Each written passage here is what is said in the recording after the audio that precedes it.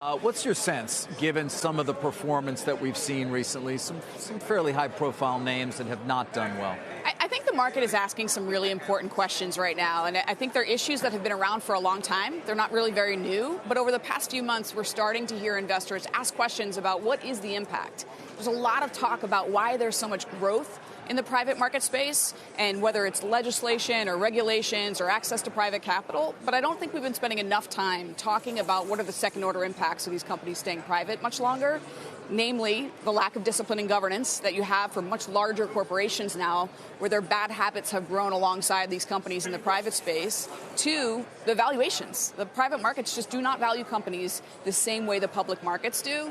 And so you have a much more limited sense of participation trying to figure out what the value of these companies are. And whether they're misvalued intentionally or unintentionally, the effect is the same. And then three, I think very importantly, it contributes to the bifurcation of wealth in this nation when only a select few people have access to those opportunities as those companies are growing so dramatically. And I don't think we can understate the importance of that issue. Yeah, no, you raise a lot of interesting points, and ones that we've certainly discussed, ones that I've had a lot of conversation about in particular is that growth question, yes, where the greatest growth is taking place while they're in private hands as opposed to when they hit the public markets because of the significant change over the last decade in terms of being able to access private financing.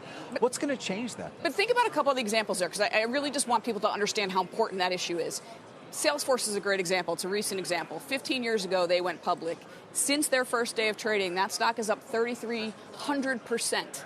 Since it's been public. That has been an available growth to the public investor compared to 160 or 70% return in the S&P 500. If you bought 100 shares of Coca-Cola when it first listed, it'd be worth $55 million. Now that's 100 years ago. But if you look at that trend, when those companies are waiting, we're turning the public markets into more of an exit strategy than a growth strategy. And there's a lot of people talking about capitalism right now and whether or not that's... But I'll ask the question again, what's going to change that dynamic? Because it's not as though that the venture money's going away or even the secondary market has become a lot more robust in terms of the ability of early investors to sell to another private investor. Just like it's not just one cause, it's not one solution. So we need to make sure that our regulations and some of the changes that we made within the Jobs Act and some of those changes that we're making sure that's right-sized. We're also asking CEOs to think about stakeholders and their jobs. We should, and their impact on society. We should be doing that in the private space too. Companies bring their companies public, they're providing a social good. So VCs and those early investors have to think about that value and make sure that they are supporting capitalism by doing that. I don't know if you've commented on the Journal's reporting of what you talked to WeWork about in the chase to get them here if they were going to list. But did you feel pressure to make ridiculous promises on how you run your business to get them as a list? I come in the morning and I think about what we need to do to run our business, and that's certainly separate from any conversations we would have with any other companies. And I'm not going to talk about a specific company, but I will say. I mean, the Journal said he was going to ask you to have what was the story? No plastic utensils in the cafeteria, right? That seemed like it was above and beyond. I think the reporting talked about beef and serving beef in the organization, right. And as many people know who know me, I went to culinary school, so I certainly I'm a meat eater. But in that case, with WeWork, the public markets did seem to say no. Yeah. No, and you could argue that's a good thing. Yeah, I absolutely think it's a good thing. This isn't about just one company, but I think it's important and it's really critical that investors are starting to ask the right questions, and they're starting to speak up. So you asked, David, what is going to change this trend? Investors need to use their money. They need to vote with their money. And we see that starting to happen right now. Some companies are delaying, and we saw others because they're retrenching and they're thinking, are investors going to support our markets and our path to profitability and our governance standards? Those are really important issues. We have to make sure we get them right in order for capitalism to work for the broader society. But what about the role of the public exchanges? I mean, it used to be the case that a company had to have certain governance standards in order to list here at the NYSE as well, and other places around the world. It seems like those have been pared back. I mean, are you considering changing governance standards to account for that? We have the highest listing standards around the world. I mean, we take governance and listing standards very, very seriously. What we also think is important that investors have access to opportunities. So we want to inform investors focus our listing standards on investor protections, but then empower them with information and give them the right to choose, give them the right to have access to these opportunities.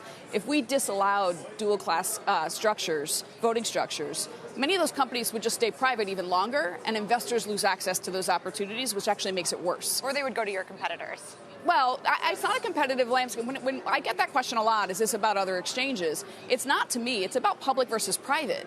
And I think if investors don't have access to those opportunities, we're denying them the same success rate we're giving to others. I guess I just keep coming back to what's going to change the thinking in a founder to say, I want to hit the public markets earlier in my gestation. Yeah, I think we need to make sure that the regulations aren't too onerous for public companies. We need to also give them new solutions. So one of the reasons why we focused on direct listings here at the New York Stock Exchange is because we're recognizing companies are bigger and we want to give them an easier path onto the public market space. When they no longer are looking to raise capital as their primary driver for listing, are there alternatives to get them into the public markets? And so that's really been a successful enterprise with the first two, both Spotify and Slack. And Barry McCarthy first suggested that as the CFO of Spotify because he recognized the fact Spotify is a well-known brand. They didn't need to raise money, but they wanted to be a public company and saw the benefits of that. We need to tell that story, and part of my job is to make sure we're telling that story, we're providing solutions, and we're encouraging others to think about the overall benefit of society.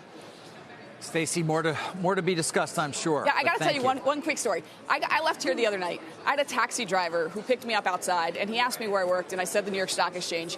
He said, "You work for ICE? ICE? I own ICE." Oh, he starts telling me that he owns 13,000 shares of ICE, that he bought it years ago, that it's split 5-for-1, and he bought his taxi because he was able to invest in ICE.